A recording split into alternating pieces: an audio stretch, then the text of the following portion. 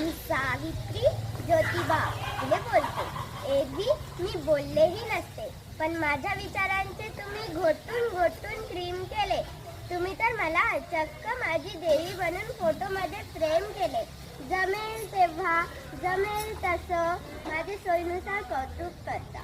खरे दुःख याचे की तुम्ही मला गृहीत धरता. त्याचाच राग मी तुमच्या समोर खोलतय. होय, मी सावित्री ज्योतिबा फुले बोलते.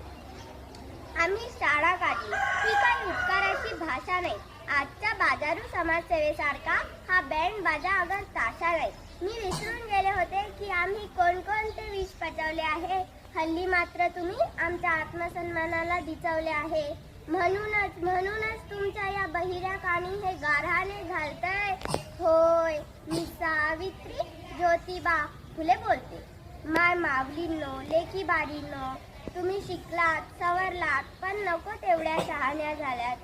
विकृत स्त्रीमुक्तीच्या कहाण्या झाल्यात. माझा वारसा सांगून स्वार्थासाठी राबतात आणि गर्भातल्या सावित्रीचा गळा गर्भातच दाबतात. म्हणूनच तुमच्या या संतापामुळे मी भिडभाड बोलतय. होय, मी सावित्री ज्योतिबा फुले बोलते. तुम्हाला आज काही सुद्धा सोचायचे नाही.